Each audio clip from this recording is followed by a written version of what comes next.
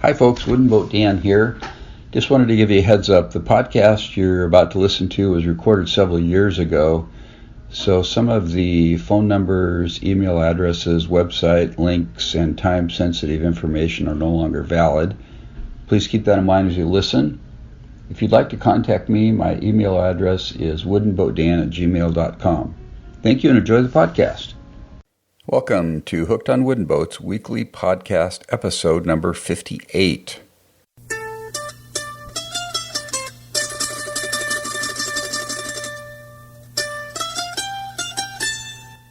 I am your host, Dan the Man Matson.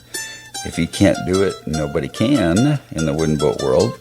And this is the world's first podcast fully dedicated to celebrating the art, craft, history, tradition, and romance. You knew it was coming, folks. Don't forget the romance of wooden boats all over the world. Welcome to episode 58 today, folks. It's great to have you. We've got an action-packed podcast today. I love podcasts. You know, you can listen to them in your car. You don't have to be sitting in front of a video screen or your computer. And if you're commuting like I do, you get some entertainment along the way. So that's the cool thing about a podcast. Today's featured segment is an interview with Kaci Cronkhite of Port Townsend, Washington.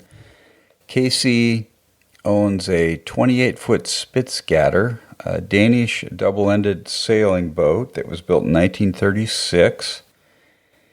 And she's been restoring that boat. And Kaci also was the festival director for the Port Townsend Wooden Boat Festival for 10 years running, that completed in 2011.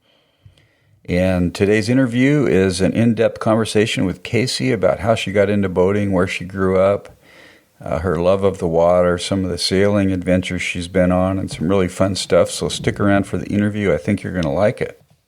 I would like to give a shout out to 2 new subscribers this week. Ned Flanagan. Ned, thanks for subscribing to the podcast newsletter. And Oleg Matosian. Thank you, Oleg, for signing up also. If you want to subscribe to my monthly newsletter, go to hookedonwoodenboats.com/subscribe and provide your first and last name, your email address, your birth date. No, you don't have to supply that. First and last name and email address is all I need. And you'll get the monthly newsletter that I send out, which is kind of fun. And I got also from Oleg a note when he signed up. He said, "Thanks, Dan. I have been listening to your podcast since the beginning, and you finally talked me into building a boat.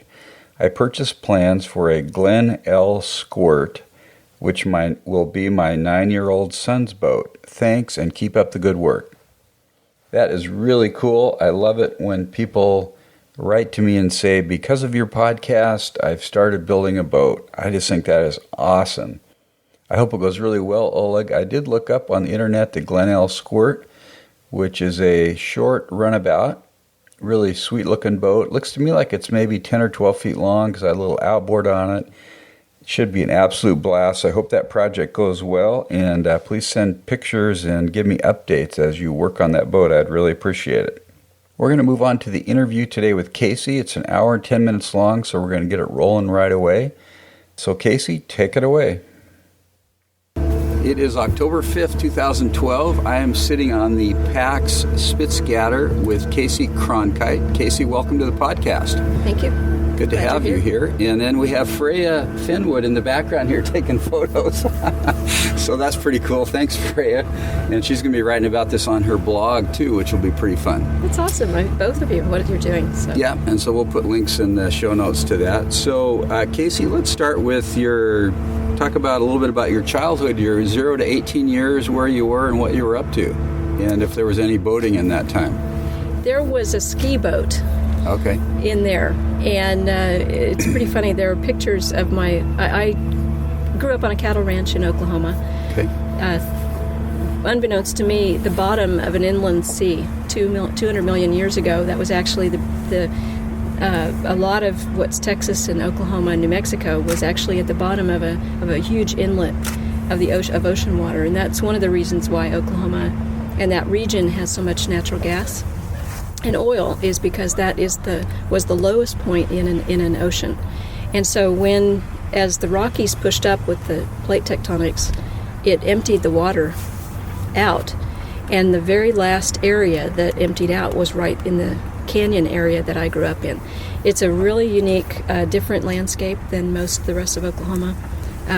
Oklahoma has 5 different ecosystems, but this area where I grew up is Red Canyon and looks more like the mesas of New Mexico than what the flat plains of central Oklahoma that a lot of people associate with Kansas and the rolling wheat fields and plains.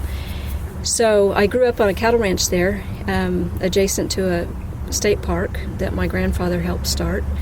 When the CCC and WPA were begun after the Depression, he had, in the 20s, started a state park there, a resort, or not a state park, a private resort, and wanting to diversify what they were doing with farming and ranching, and using his geology degree.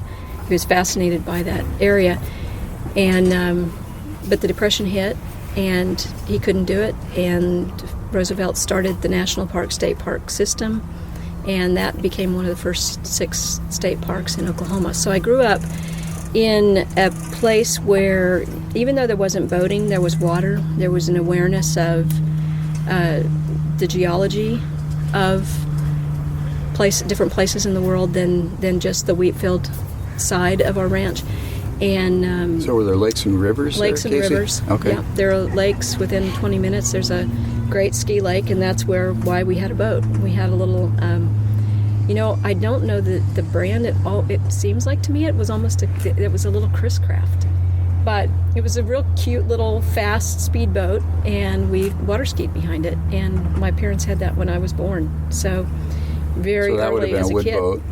It was a fiberglass boat. Oh, it was fiberglass. 60s. Oh, okay, early 60s. Yeah, so it was an early 60s boat, and little chrome details, and I would love to know what the engine was, because it definitely one of those old classic gasoline engines. So, but beyond that, the whole notion of, I grew up with pioneers, so the concept of prairie schooners and sort of travel, going beyond the horizon, adventuring was a part of my family story for 5 generations that I lived with and around.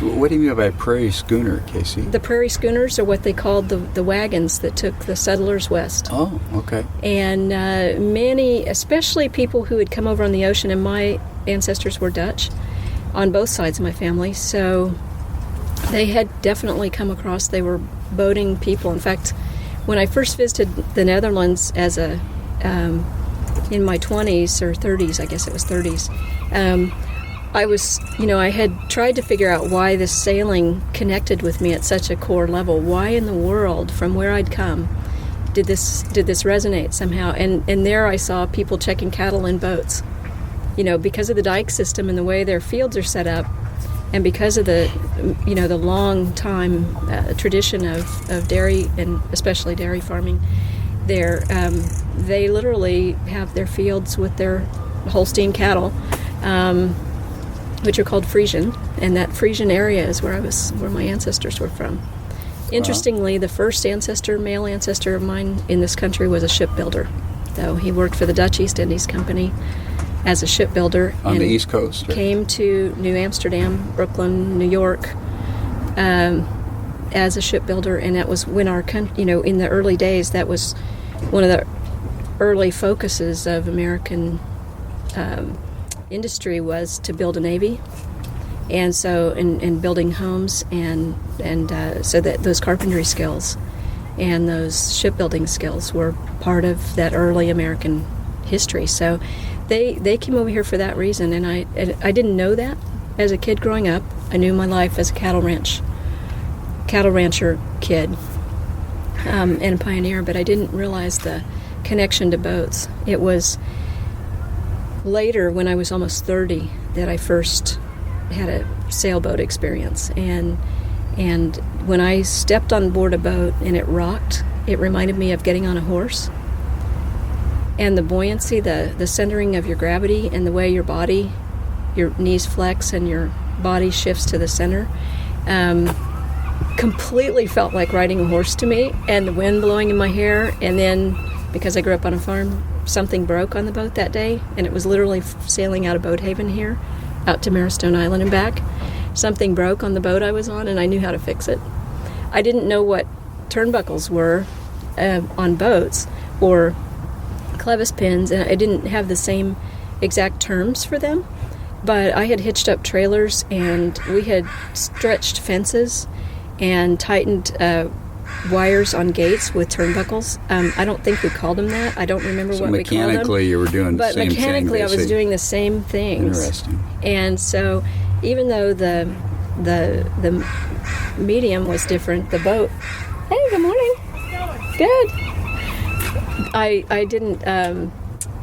It wasn't a horse, but no kidding. Every woman I've talked to that loves boating, if they also loved horseback riding as a kid or resonate with that, the connection makes a big difference in the way they feel comfortable on a boat, because that centering, you have to, with a horse, you can kind of sense where they're going to go. They're never going to jump 6 feet away from under you, but they are going to move within a certain distance, and that's what your body has to be ready for.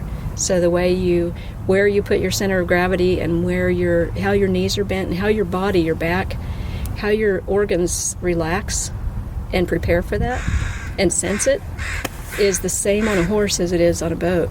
And by visualizing that, it has helped some women who sailed with us on the circumnavigation. I wouldn't say it's cured seasickness, but it certainly made an impact on their feelings of fear, of sort of understanding it better and relating it to something besides just a scary boat experience, so that they could kind of shift their focus a bit. And I do think that for those whose inner ear works okay, that helps. Yeah, it helps to allay seasickness. Yeah. So 0 to 18, you were in Oklahoma, and you did some boating, basically some water skiing. Very little. But you do run horses a lot, it sounds like? Horses a lot. Almost every day in the summer. And you'd never been to the ocean at that point? Nope, I had never been to the ocean before that. Okay, so then tell me, when you, were you 18 when you left home, or 19, around there? I went to college when I was, I graduated a little bit, I was a little young for my class, and I went to college. Did 4 years in Tulsa, and then on a trip with friends during spring break. Can I ask what you studied, Kaci? I'm curious. I did business management and marketing, but I actually started in computer science. I shifted to commercial art. I changed to psychology and history, and then ended up in business management. And so I always tell my nieces and nephews, I'm like, it doesn't really matter. Just get started doing something, and then finish. Don't just keep dragging it out. Wrap it into something, because the bachelor's isn't going to dictate what you do the rest of your life. It's been good for me. I'm glad I finished a bachelor's. Other people, do their route differently as far as education goes. But just to not be in debt, by dragging it out forever and trying to find the perfect thing in a college, it's like, no, just get something from college and go do. Because I find that if we do, then it makes the education practical. Yeah. So you were in Tulsa 4 years, and then what did you do after that? Yeah, I then went to work for the university that I worked for, that I had gone to school in, as their lead traveling recruiter. So travel was what I did, basically, and talked to prospective university students. And then I did that for a year, and then I went to work for a publishing company in Iowa, and their clients were small private liberal arts colleges, and this was in the early days of what's now, commonplace, of the direct mail barrage that you get when you take the SAT. But we were in the early days of that in the early 80s, and they had a Heidelberg press, and the full department of writers, photographers, graphic designers. The presses were there, the bindery was there, the shipping was there. So it was this full-service publishing company, family-owned, and I was working with 4 other people selling to small private universities. That led in another year and a half to a job in Alaska, and that was at one of the universities. So I went back into university Is that an admissions Anchorage work in Anchorage. Uh-huh. Yeah, it was the school was called Alaska Pacific University. It was the only, and still is the only private 4-year. So now you're really close to the ocean in Anchorage. Then I was close to the ocean, but it is that ocean that's Cook Inlet, which is I think second only to I can't remember the name of it, but the tide changes 30 feet there. It's unbelievably. Well, I don't know if you've been up there, but it's that you'll see mud flats for tens of miles, and and those rip tides that stand 6 feet high as they come back in, and it's a very dramatic, for me, uninviting landscape as far as boating. I did go out fishing a couple of times with friends, halibut and salmon fishing. I did go on some kayak trips, and so I did a little bit of boating there, but again, it wasn't nearly as extreme as what happened later when I finally got on a ocean-going sailboat, had that connection, and then it led to the job with working with Nancy Eerily on Tethys. So give us some more details of that next phase. So you were in Anchorage for a few years, and then I was in Anchorage almost a decade. Wow. I was while there. I got a master's in social sciences and worked for a nonprofit called Alaska Geographic Society. I worked for a social and marketing research company called Creation and Associates, a fantastic company up there. Really innovative, edgy work, and I was the director of qualitative research. So it sort of combined my my love of research and writing and understanding people, and with an opportunities to be in nature, and that kind of combination of people and being outside, and then research and writing have always been sort of parts of my work life and personal life. When I came down to, I was working at that research company, and we finished a huge research project, and one of my colleagues was an anthropologist, and she and her husband had their boat down here in Port Townsend. And in writing the final reports, I would send her by fax, because we were still doing things by fax. Word wasn't as cool as its edit tool now and all of that, so we were still faxing reports back and forth to each other. We were using computers to correct them, but it was a little more cumbersome, and I was faxing back and forth with her to Port Townsend, and we finished, and so we were all just thrilled. This had been a year-long project. It was a huge project for the Anchorage school, or for the Alaska school system, and called Project 2000. And she said she and her husband were going to go sailing that weekend, and I said, wow, I've always wanted to do that. She said, well, fly down. In those days, you could hop on Alaska Airlines for $100 from Anchorage and get to either Honolulu or Seattle, and most of us did that a lot. 3 hours. That's how you survive living in Alaska through the winter.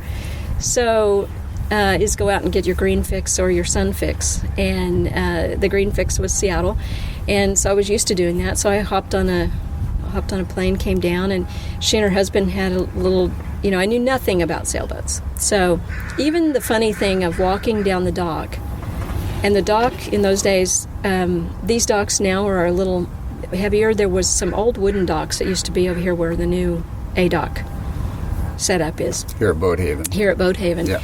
And those docks moved more. So from the minute I started walking on the docks, I felt that movement under me that kind of started what I mentioned as the connection to horses. Yeah. And then, of course, throwing my leg over the lifeline. I mean, it was just this weird subliminal becoming conscious awareness that this was kind of like a horse. And then I proceeded to get out of the way, because they were training 2 new crew that were going to go to the South Pacific with them on an anthropological mission. So my job really was just, I got to go sailing with them, but I really needed to stay out of the way. So I did. I hunkered down in the companionway here, and while they got the boat going and out of the marina and out and hoisted sails. And then once out there, about halfway across the bay, her husband said, would you take the tiller? And I said, I wouldn't have a clue what to do. And he said, "Oh, just keep the wind in your sails and head for that point." And it was Marrowstone Point. And then he disappeared. He left and went up on the foredeck because they were training this crew. They had no winches on that boat. And what kind of boat was that, Kaci? It was, now I know, but of course I had no clue then. It was an Atkins Eric Jr. And it was built of ferro cement. Funny, it used to be owned, I think, by Kiwi of Edensaw. Oh, really? Yeah, and I met he and Almond that year as well. So he said what he said. Well, here I am in this cockpit. So I had, the tiller had been in the middle, so that's where I just kept it. And it was a gaff-rigged boat with a staysail, a club-footed staysail with a horse up there that it, with the block would self-tack. Oh, nice. And a hanked-on jib out on a 6-foot bowsprit. So I knew none of those terms, of course, at that time. So I get this tiller, and and I'm just holding it steady in the middle, and the boat, it feels different. And like the horse analogy I was describing, I could feel that something was different, but I didn't know what to do, and I didn't know why. And all of a sudden, that club-footed staysail had this big, heavy wooden block on it and steel horse that it's sliding back on. So it starts rattling and making noise, and then the boom is just above my head, starts to move and pop and bounce a little bit, and the boat's like really uneven in its motion. And they all start yelling at me, including the 2 young people that were training to go with them. Fall off! Fall off! And I'm, hello? Back What? to the horse thing. I grew up on horses. You never fall off. I mean, I had no idea what they were. Stay on the horse. I had no idea, and I had those words were especially unhelpful to me. So, long story short, the gal came back, pulled the tiller over. I felt for the first time that feeling that you get when the sails fill. So it quieted down. The boat had leaned a little bit and surged forward a little bit, and I could feel that. The winds weren't strong that day.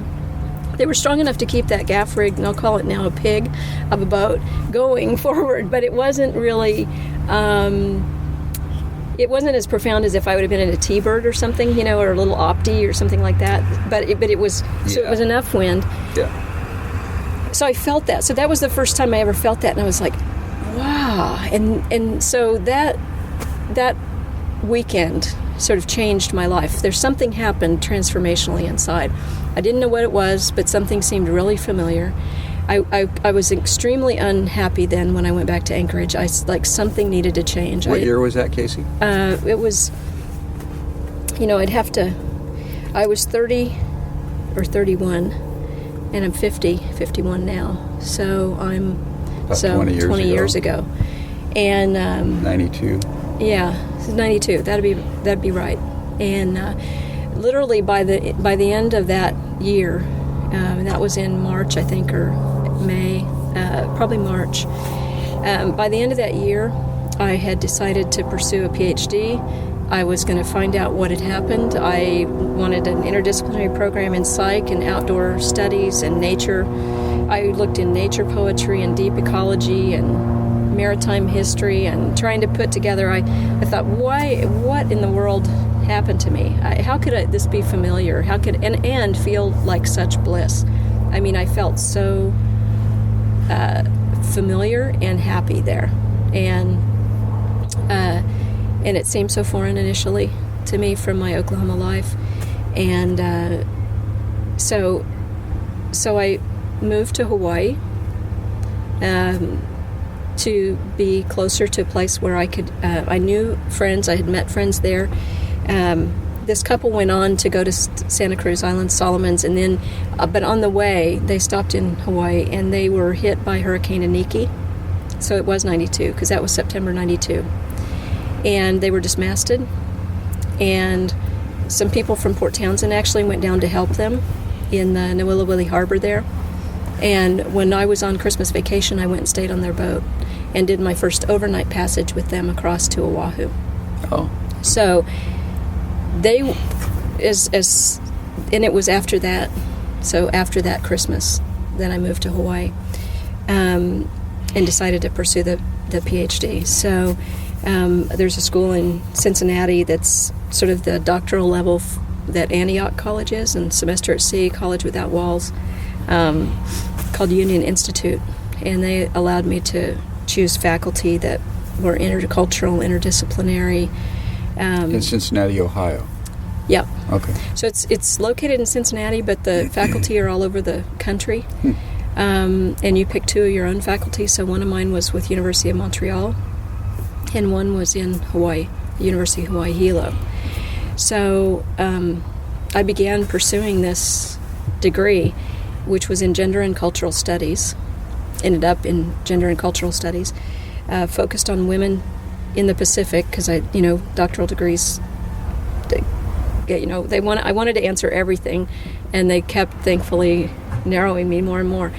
In the course of that, I needed some other consultants on the project, and so Hosse's a good friend of mine and had been for decades. Carol Hosse. Port Townsend Sales. Yep. And I called her and said, I need somebody. I need to find somebody who really knows ocean sailing, who knows the Pacific. Ideally, they have a doctorate degree. I need some, a little more of the sailing side. I had excellent writers and multicultural people on my committee, faculty-wise, but I needed that boating piece. And she said, well, this one woman just got back from a circumnavigation, and she's getting a lot of press and talking to a lot of people down in Seattle. So let me think. I've got a few people I can think of. Let me round up their names and addresses. And meanwhile, here's her number, because I just talked to her yesterday. Give her a call, and that was Nancy Eerily. So I called Nancy, who happened to be coming to Hawaii within the next 3 months.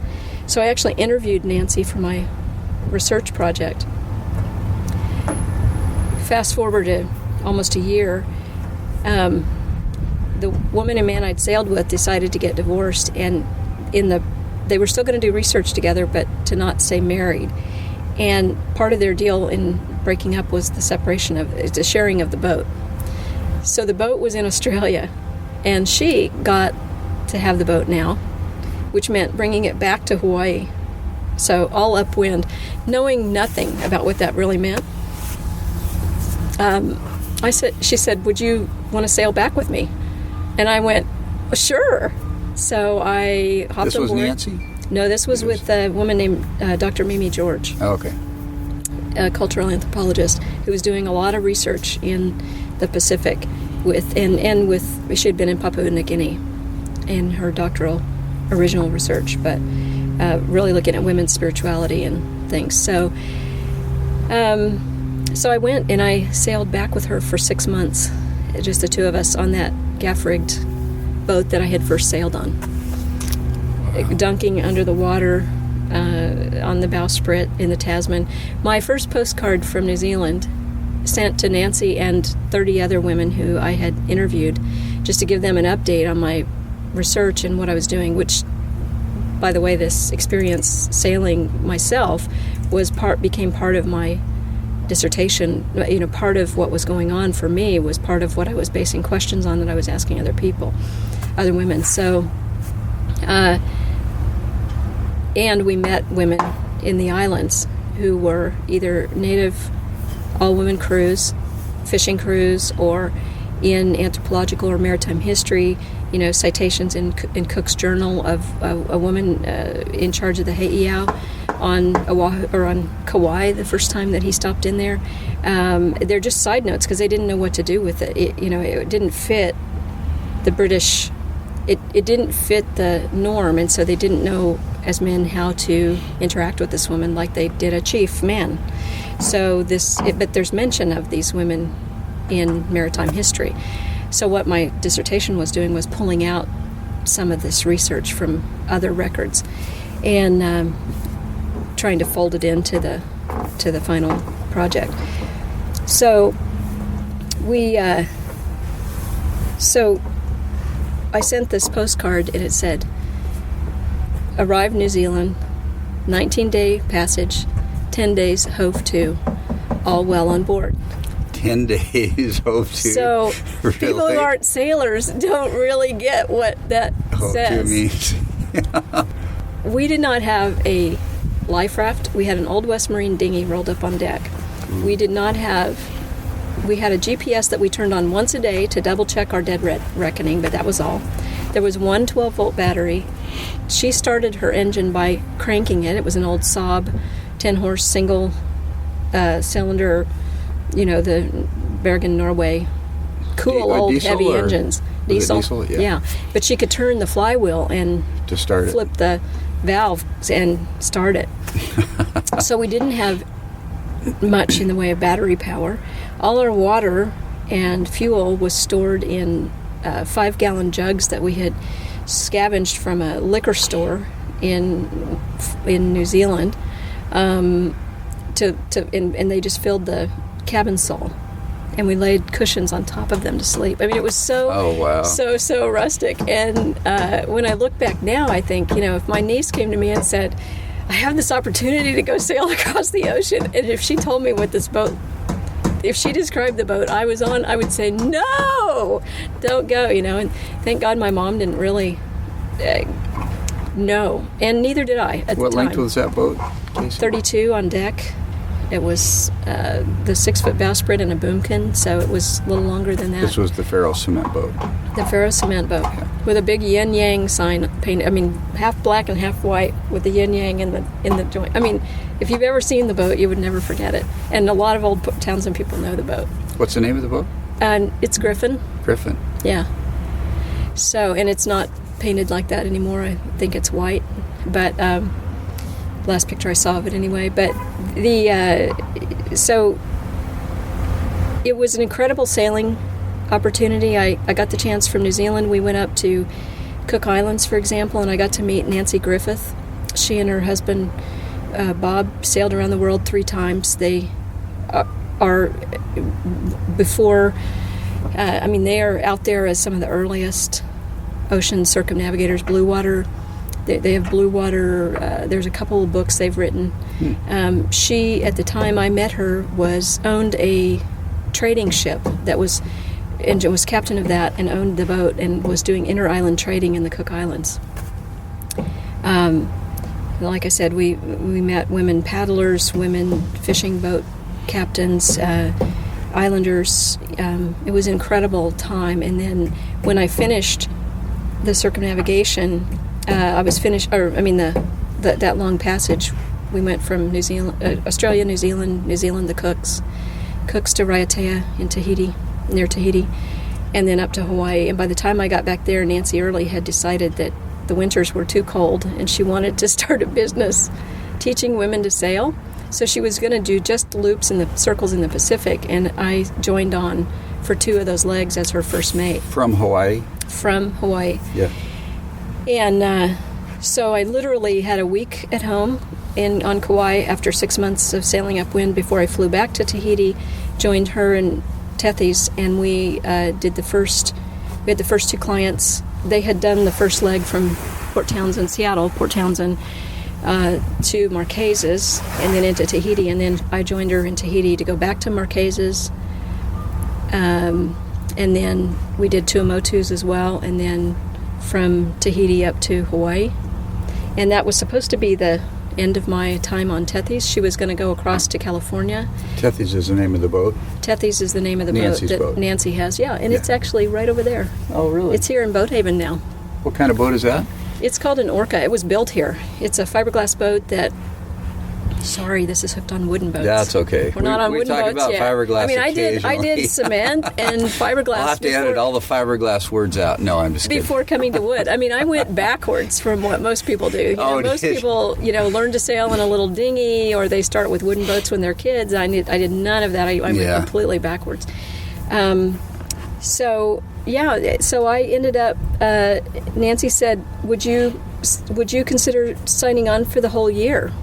Well, I was full on into my degree studies by then, and this was going really well. And now I'm not only having the chance to have the experience myself with a woman captain, but I'm also getting a chance to be with 2 women learning crew each voyage. So my research with women in boating and sailing and what that psychologically was about couldn't have been richer. It was an incredible opportunity.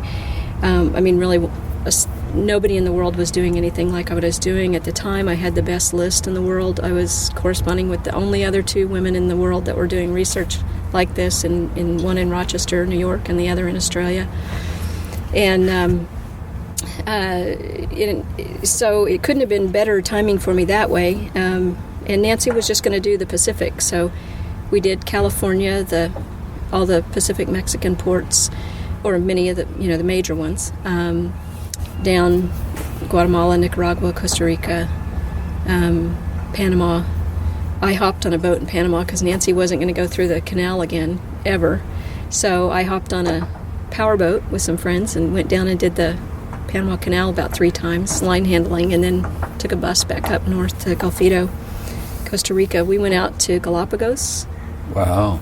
Marquesas, Tuamotus, Tahiti, and it was in Tahiti that second time, which was my 3rd time that year. Nancy said, I hate going upwind, and I said, well, why don't you sail around the world again?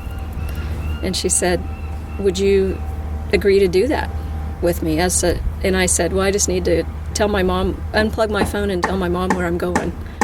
And literally within a few weeks, I had unplugged and packed everything in Hawaii and moved on board Tethys, and we began what became a 6-year circumnavigation then. And over the course, we taught 34 different women aboard, mostly on ocean passages, but a few places like South Africa's coast and the Great Barrier Reef, where we would have women on for coastal situations.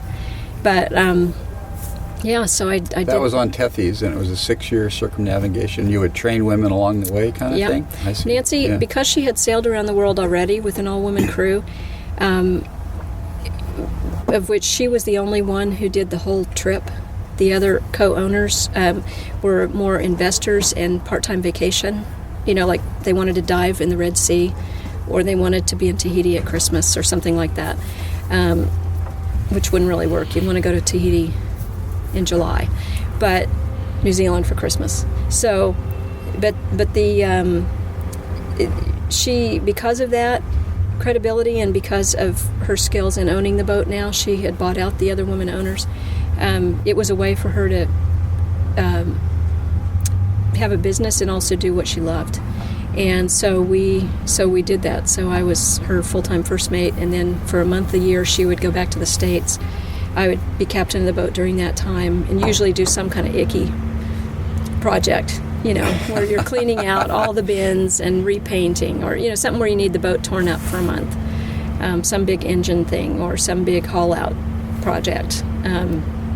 So I got to work and sail around the world. What year did you finish that, Kaci? We finished in August 2001. Okay. We finished at Point Hudson.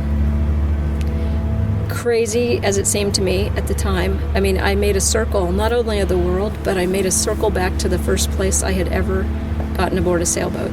Yeah, for those listening, Point Hudson is in Port Townsend, Washington. Yes. Where you started sailing, basically. It is. The 2 ports in Port Townsend are Boathaven and Point Hudson.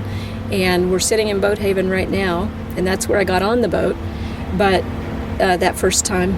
But we sailed out to the Marrowstone Island and also stopped in Point Hudson. So Point Hudson finishing in, coming through Admiralty Inlet, Port Townsend Bay, sailing in, not only completed a circle of the world for me, but a circle of my sailing life.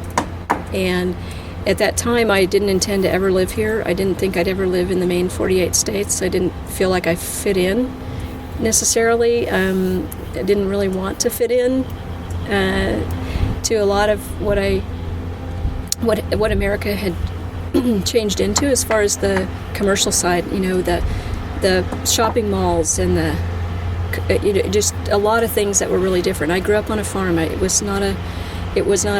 Shopping wasn't what I lived for, and doing things in the city. So the urbanization of America was not a very good fit for me.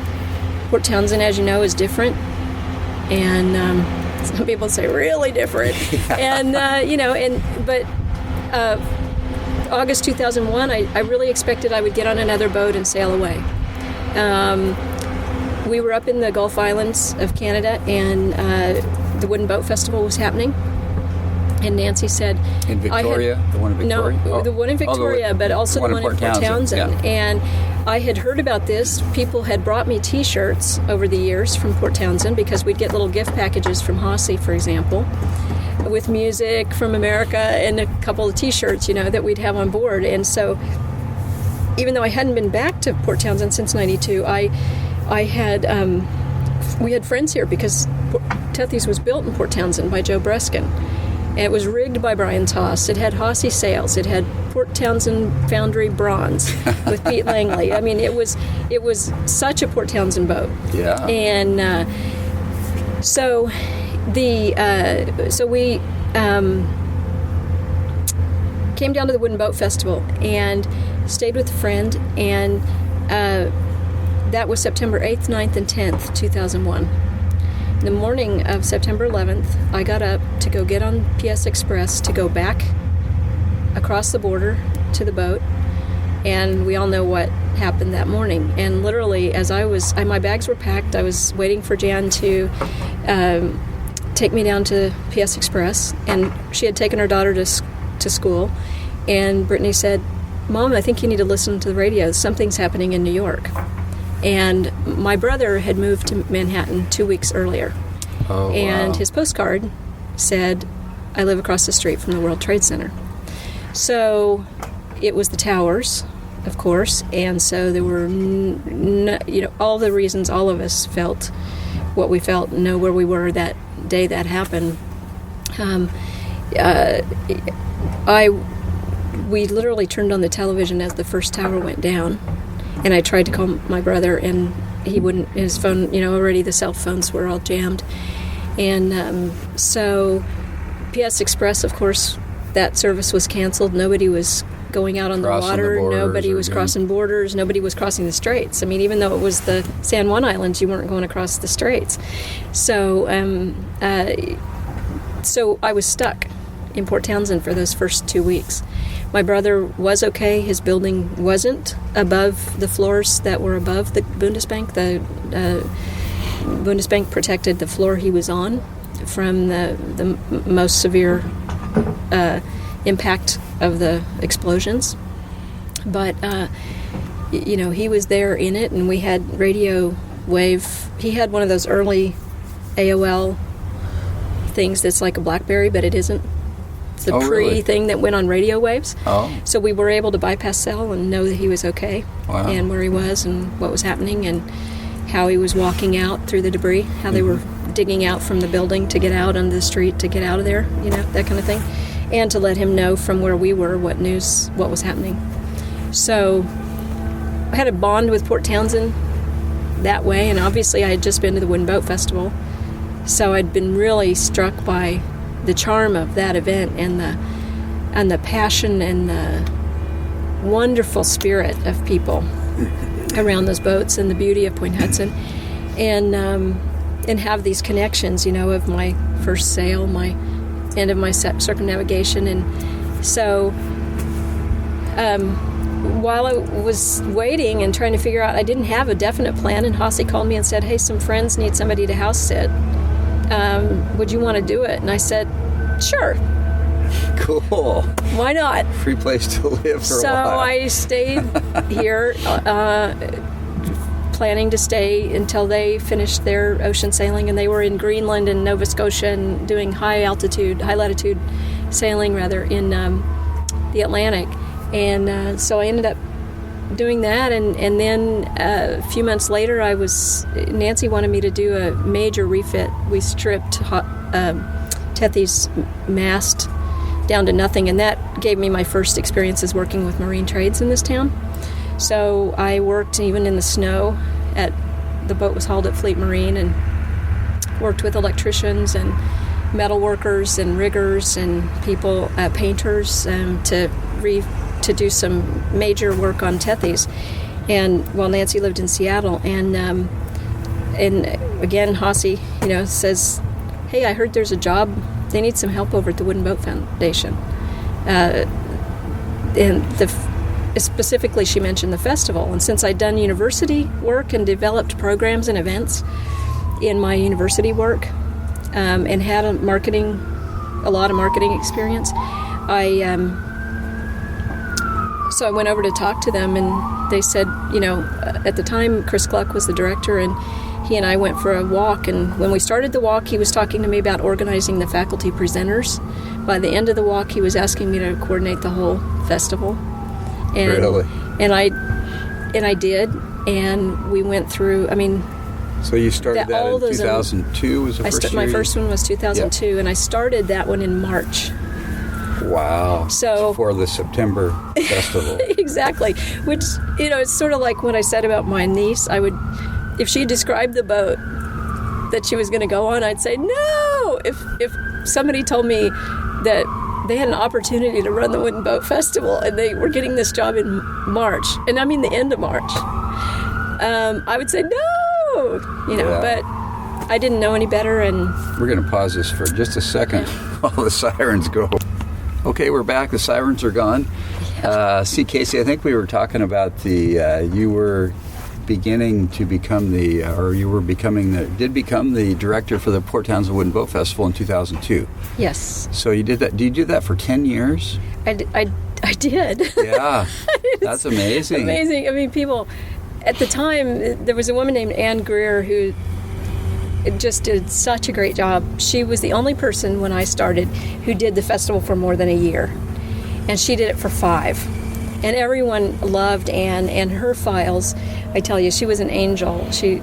I was given one tiny file with a few notes to do my job.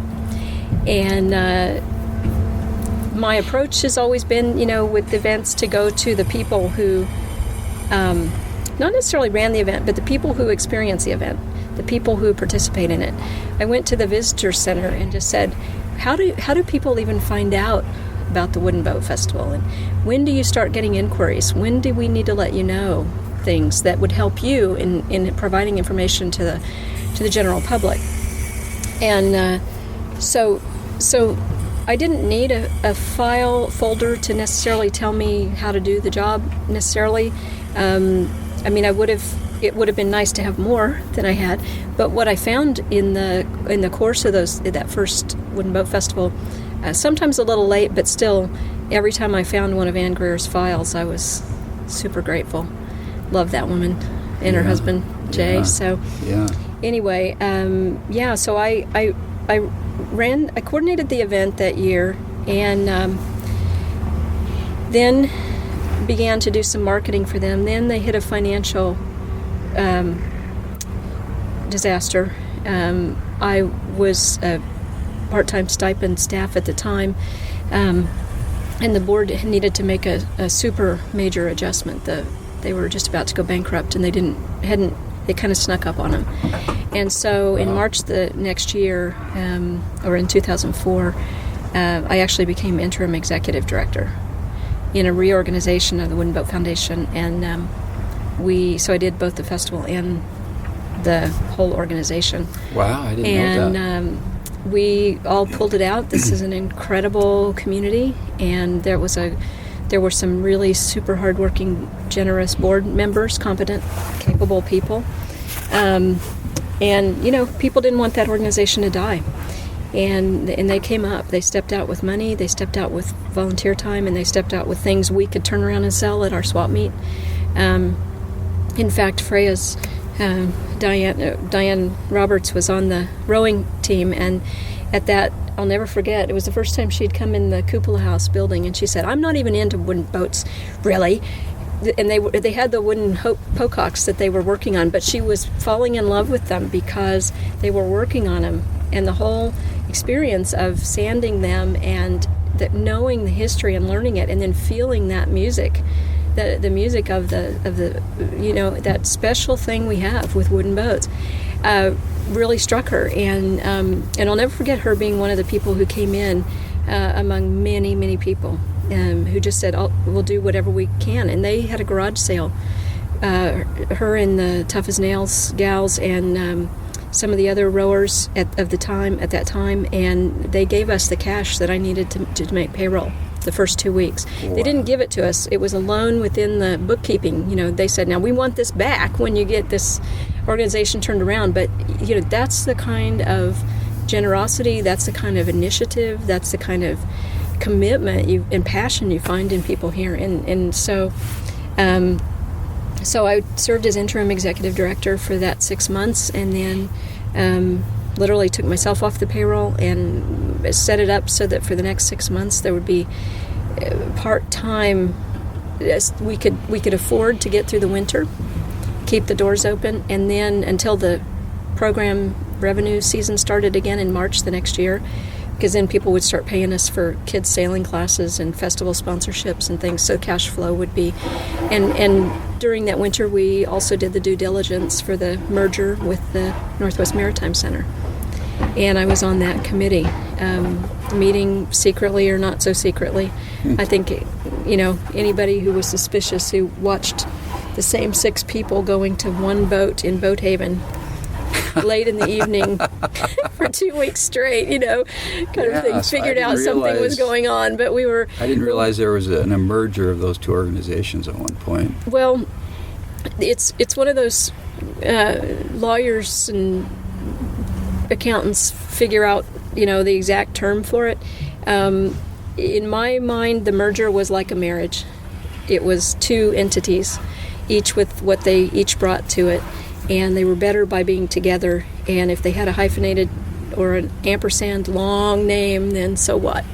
My partner has a different name, and at the time Dave Robinson's partner wife had a different name, and so we could handle this long Northwest Maritime Center and Wooden Boat Foundation, but technically we really needed to merge efforts, so the administration costs would be less, so the effort would be more coordinated. As marriages are not always easy with culture clashes, one person wants to spend money and one person wants to save it. Yeah. One person thinks you need the Rolls Royce, and the other person says, no, we don't. I've been driving a clunker since I was born. Right. Yeah, there's differences. You have to work through them. So we had culture clashes, and I think a lot of people knew about those and participated in the discussions over the years. And over 10 years of festival, I served as managing director of the Northwest of the combined organization for 3 years, and with programs and retail and operations and staff hiring and everything but the capital campaign. And for the new building. For the new building. Yeah. And I helped as in the ways that I could, as far as trying as best we could to make the building work and to include ideas from the wooden boat side and the community trades. But it was a big job. It became a much bigger project. By the end, it was $14.2 million, I think. Wow. And it really didn't start out to be that big. And we have an incredibly flexible facility now in a prime spot of waterfront, and absolutely at the gorgeous entrance to Point Hudson. And I'm Fabulous really thrilled about facility. that. What a cool place. And I think it's more diverse now than it probably would have been if we would have stayed as narrow as we started. But right. But it's the wooden boats themselves and the marine trades. This whole scene down here at Boat Haven. To me, this is the vibe. This is the. It's kind of the heartbeat. It really is the heartbeat of the wooden boat. It really is. Community, isn't it? It really is. Yeah. I think we used to have that in the Cupola House because it was old. It was a historic old building, and because of the history of how people had fought so hard to get that, to get in there. Is that where Carol is and Tossie? They are in what's called the Armory. Okay. In the historical names, but everybody calls it the sail-off building. Yeah. But the sail-loft above. What was the Cupola House then? Cupola House is the little commander's officers' quarters that's at the head of the harbor. Oh, okay. Where the foundry used to be. The foundry is in there now. Oh, they are. Okay, they're in there now. The PT, right. That PT foundry is in there now, and that's where the WBF was for 16 years. Right. Okay. Now I remember. Yeah. The foundation, the first festival office was actually in there where PS Express is. So it's that little building that Pygmy was in. That That's where the first desk was for, like the great story from Libby Palmer, who, with her husband Hank, was in the Demorse, was founder at the Marine Science Center and at the boat school, Northwest School of Wind Boat Building. Libby told me a great story of them driving into town, and that's where the office was. And it was I think the third Wooden Boat Festival, and the gal was working in there, the coordinator at that time. The offices were, the idea was born in the boat shop that's now Steve Chapin's Point Hudson boat shop. Yeah. The idea really was born in there, and then so Point Hudson has a lot of places that are really hold the memory, and because of the way I was raised, where that 5-generation thing, place is real important to me, history is really important to me. I think it's as the in this book that I'm writing now and working on, which really started as a outgrowth of my research about my boat here. I think what I've found is that the purchase of the boat for me in 2007 really represented my sort of making a choice of the values, the pieces of the organization and our efforts here that I wanted to drill into make the most deep connection to. So by owning a wooden boat myself, I was closer than I had ever been in understanding both the craftsmanship, and the history side of wooden boats, but also the business of it, the values of it. Yeah. And I'm not saying that people who have fiberglass boats or steel or aluminum or ferro cement, for goodness sakes, don't have some of that too. But there's something about wood, the way it holds the memory. Yeah. The way, the grain. When my mast was out at Haven Boat Works this winter, to a person, and as I mentioned to you in the startup to this, that is the same wood that was in Pacific Grace, in Canada. It's not the original mast from Denmark. These bird's mast? This one is a bird's mouth boom. Yeah. Construction. The mast is actually made of 12 parts laminated together. It does have a hollow part of it, but it's tapered, teardrop, elliptical, and tapered at the top. Wow. So it's an extremely complex arty mast. And it was actually in the Emily Carr Center in Victoria as an art project as Dirk finished it. Wow. So he started building it while on the side in the shipyard while Pacific Grace was being built. And he finished it in the Emily Carr Center as an art project. Very cool. So it's not original, but it's old growth fir. Oh, and cool. So the link there was for me is that anyone who looks at that, it's like if you look at an old piece of furniture, really old antiques that have a lot of craftsmanship involved. You can set those in your living room, and I've said to people who don't understand, say in Oklahoma, why wooden boats? And I'll say, and I've pointed out a piece of furniture that they have, and I said, is there anybody that ever walks into your house that doesn't mention something about that piece of furniture? And they said no. They'll say no. Not if it's that stunning. Not if it's when the craftsmanship is there. Yeah. And the old wood is there. There's something about it that you can that you can feel that really resonates with people. And beyond that, there is that wildly cool thing that happens of the sound of water on the hull. Yeah. It's that totally I different. heard about. Never really believed, but now having a wooden boat, I'm like, oh my God, they are so right. It is a musical instrument. Sound, it does resonate with sounds like woodwinds to me. Yeah. So Kaci, let's spend the last couple minutes here. Just tell us more about the boat we're on here, the Pax, which is a Spidsgatter. Yep. You bought it in 2007. Give me a few more details about the boat and a little bit of history. Well, the boat was built in 1936 in Denmark. That's before World War II, when Hitler rolled into Denmark. And he was there, and the Germans occupied from 40 to 45. So she was built at a time when the Depression worldwide was happening, where families were trying to spend more time. This is an old, it's a design, it's a race boat adaptation of an old lifeboat fishing boat hull. So Denmark is famous for this really curvy boats. you see the Norwegian lifeboats and all of the Colin Archers and Atkins and double enders that these Perry boats that so many of us love in this country. And that ocean-going sailors love the double enders for that seaworthy, buoyant thing and the beaminess. But in Denmark, they were really trying to get families out. They had dragons and one designs and all these skinny, long, open boats. And they were incredibly tippy and wet and uncomfortable. And their families, and it wasn't all just guys racing, because there were definitely women out racing those boats as well. But in an effort to reach out to families, and when the economy was not good in Denmark, the sailing clubs got together and they had a competition to design a boat that would be low cost to produce, have class, some basics to it that are all the same, and that would be a racing boat. So she's 28 feet long, and the mast is 51 feet high. Yeah. Wow. The way your eyes bugged.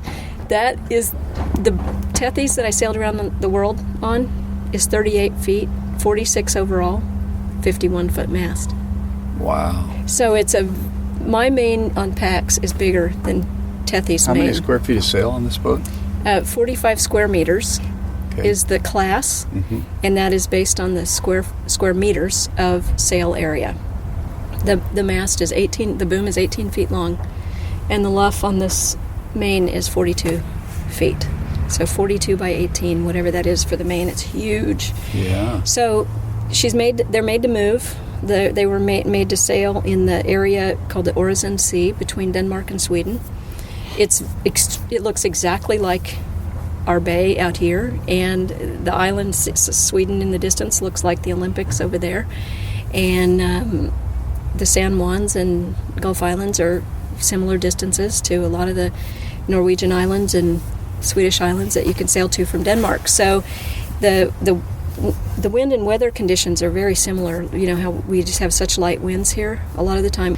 So you just have a super reefed boat that can move, that's very buoyant and safe if it gets rough, and you have a boat that can move in very, very, very light winds. How many reef points on the main? I have two. Okay. Are they pretty big? A 30 and a 60%. Oh. Okay. Yeah, so I've got a so you can get 60, her way down if you need to. Yeah. So the boat was built. In the book, I explain sort of the history. How I found the history by going back to Denmark twice. I've been to British Columbia a couple of times and down in California. In fact, I'm leaving. That's why I couldn't meet with you next week.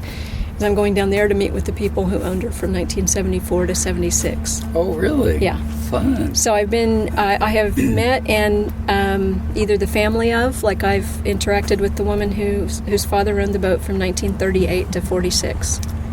And she was a little girl sitting on this companionway in a life ring that the couple that I'm going to meet in California still have. Oh, really? So what's amazing to me and has been so cool, and I think goes along too with why we get hooked on wooden boats, is that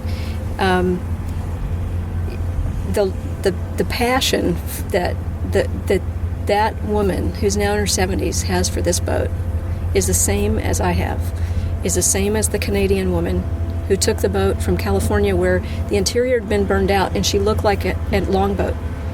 The cabin was gone. The main, the mast, the engine, the rudder were gone. It looked like a longboat when she took it.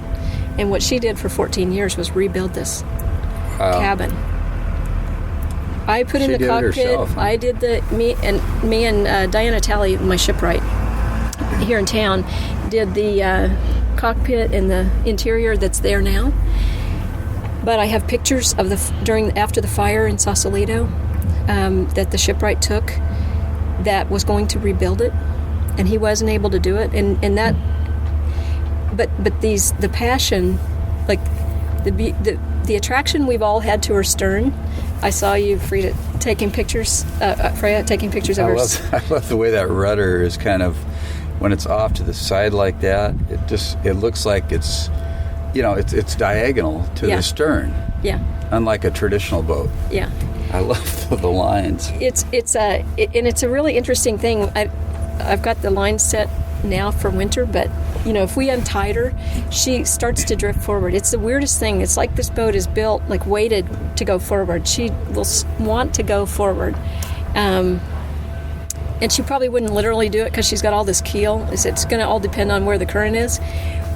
But the point is that she wants, the way they designed these is so,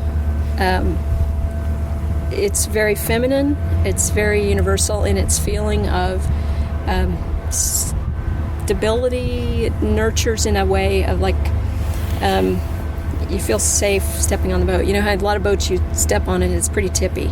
And she's little, so you would kind of expect it to be more tippy, and she's just not. There's 1,600 pounds of lead down there, and a 7-ton displacement. But the same love, that appreciation for the craftsmanship and design, the passion for the boat, this feelings of love for this boat, have truly, I found them in people who had the boat in the 30s in Denmark, the 70s in Canada. 70s in California, the 80s in Canada. It's the same way I feel now. I think it's the book is called Finding Pax, and that it's my search for her history, but it's also this peace that we feel and with these boats, and how that does transcend time and country, and survives the traumas that many of us go through when we have them, because we all have our ups and downs. Financially, these boats can be very demanding. Yeah, I bet. And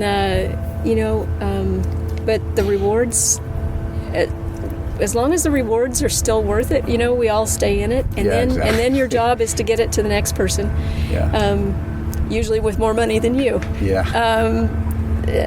And that's how they go. And here she is after all these years, from 1936 to now. Beautiful boat. Still sailing, still beautiful. The hull, much of what's in the hull is the same wood that Carl Thompson hand sawed in 1935 and 6 in Kalundborg, Denmark. What species wood is the hull? The frames are oak, and the planks are what's called larch. So they are a very dense, pitchy. I actually had on the boat, and I've taken it off during Wind Boat Festival. I keep a chunk of one of the planks because they're an inch and a quarter thick, and they're so pitchy still, naturally, from these Scandinavian oak trees that are just incredible. We can't get wood like that here. Interesting. It's not that old, and it's not that.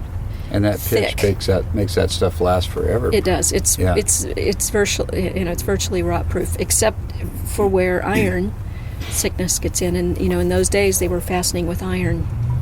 And where they used copper, it's fine. It's easy to replace that. But where they used iron, the iron corrodes and poisons the wood around it, softens it. Water can get in, and fresh water and wood, what happens. That's where you spend your money. That's the only place I've spent money, besides the fire. And the fire was a tragic part of her history. The jinx with name changes. Her name was actually changed to Firecrest in 1938. To what? And to Firecrest. Oh, really? And then there was a fire. In 1984. Wow. So I think I've tracked down her original name, and when I can confirm that for sure without a shadow of a doubt, then I'll make that decision whether she stays Pax going forward or returns to her original name. Sort of getting jinxed with peace isn't a bad thing. I didn't change her name. That was her name when I got her. Peace? Yeah. Oh. Pax is Latin for peace. Oh, okay. So the name really meant a lot to me in buying her. It wasn't the only reason, obviously, that I bought her, because it was the stern and the buoyancy, the and this much volume. I mean, you guys do have to come below because you won't believe a 28-foot boat can actually have this much room. Yeah. It's crazy. The beam is 9.6, but it's the shape, the roundness gives such volume down below that I can have 8 people down there and you don't feel like it. It's crazy. So really cool.